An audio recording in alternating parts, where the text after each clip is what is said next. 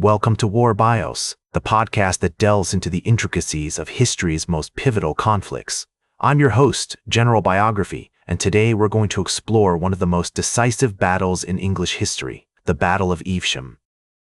This medieval clash, fought on August 4, 1265, would prove to be a turning point in the Second Barons' War, a struggle that pitted the forces of King Henry III against those of his rebellious barons.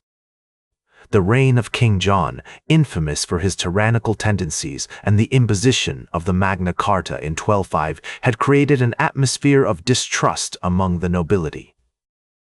This seminal document, sealed at Runnymede, a picturesque meadow nestled between the River Thames and Windsor Castle, was meant to establish clear limits on the monarch's power and protect the rights of the barons. However, King John's subsequent attempts to undermine its provisions, including his appeal to Pope Innocent III to annul the charter, only served to further inflame tensions. The years that followed saw a succession of weak and ineffective monarchs, culminating in the reign of King Henry III, who ascended to the throne at the tender age of 9. As he grew older, Henry's desire for absolute power led him to disregard the principles of the Magna Carta, prompting a group of disillusioned barons to take up arms against him. Born in France around 1208, Simon de Montfort, the leader of the baronial opposition, had married into the English nobility and become a key figure in the country's politics. His leadership of the rebellion would prove pivotal in the events leading up to the Battle of Evesham. As the conflict escalated, de Montfort and his allies secured significant victories, including the capture of King Henry III at the Battle of Lewes in 1264. This triumph allowed the barons to establish a council to govern England, with de Montfort as its effective leader. However, their success was short-lived, as Prince Edward, the king's son, escaped from captivity and began to rally support among the nobility. The town of Evesham, nestled in the heart of the English countryside, was a strategic location that controlled access to the nearby city of Worcester. Its rolling hills and verdant pastures, surrounded by the winding River Avon, made it an attractive spot for armies to clash. The die has been cast, the armies are gathering, and the fate of the kingdom hangs in the balance. The stage was set for a dramatic showdown, with the royalist forces led by Prince Edward, who had escaped from captivity and rallied support among the nobility. De Montfort's army, although outnumbered, was composed of seasoned veterans who had fought bravely at the Battle of Lewes.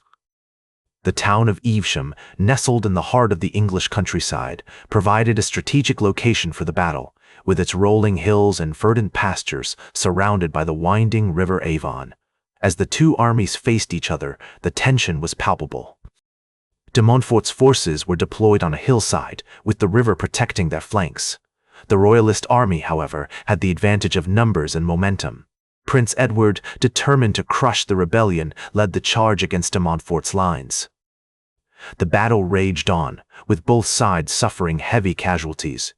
According to historical accounts, de Montfort's forces held their ground initially, but the sheer weight of the royalist army eventually began to tell. As the day wore on, the baronial lines began to waver, and Prince Edward sensed victory within his grasp. In a final, desperate bid to turn the tide, de Montfort led a charge against the royalist forces, but it was too late. The battle was lost, and de Montfort himself was killed in the fighting. The aftermath of the Battle of Evesham was brutal, with many of de Montfort's supporters being slaughtered or taken prisoner. The rebellion was effectively crushed, and King Henry III was restored to power. However, the legacy of de Montfort and the baronial opposition lived on, shaping the course of English history for centuries to come. This quote encapsulates the significance of the battle and its far-reaching consequences. Their struggle for power and freedom may have been lost, but it paved the way for future generations to shape the course of English history. The Battle of Evesham marked a decisive turning point in the conflict, as King Henry III was restored to power and the baronial opposition was effectively crushed. However, the war had left deep scars on the kingdom, and the road to recovery would be long and arduous. The royalist forces, led by Prince Edward, continued to consolidate their gains, suppressing any remaining pockets of resistance and imposing harsh penalties on those who had supported the rebellion.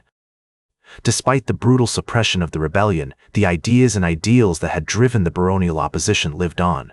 The notion that the king's authority was not absolute, but rather subject to the will of his subjects, continued to resonate with many in England.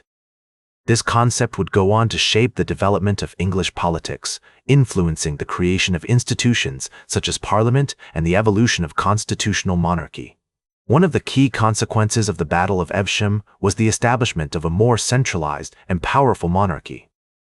King Henry III, emboldened by his victory, set about consolidating his authority and imposing his will on the kingdom. This led to a period of significant reform, as the king sought to strengthen the institutions of government and promote the rule of law. However, this process was not without its challenges. The king faced opposition from many quarters, including the church and the nobility, who were wary of his growing power. Additionally, the legacy of the Second Barons' War continued to simmer, with many in England still harboring resentments and grievances against the monarchy. In the years that followed, Prince Edward would go on to play a significant role in shaping English history. He succeeded his father as King Edward I, and his reign would be marked by a series of significant military campaigns, including the conquest of Wales and the launch of the Ninth Crusade. However, he also faced significant challenges, including the ongoing struggle with Scotland and the rise of parliamentary opposition. The ideas and ideals that drove the baronial opposition continued to shape the development of English politics, influencing the creation of institutions such as Parliament and the evolution of constitutional monarchy. The battle itself marked a significant turning point in the conflict, as King Henry III was restored to power, and the baronial opposition was effectively crushed. In conclusion, the Battle of Evesham was a pivotal moment in English history, marking a significant turning point in the Second Barons' War and shaping the course of English politics for centuries to come. Thank you for joining me on this journey through the Battle of Evesham, and I hope that this exploration has provided a deeper understanding of this significant moment in English history. That's all for today's War Bios.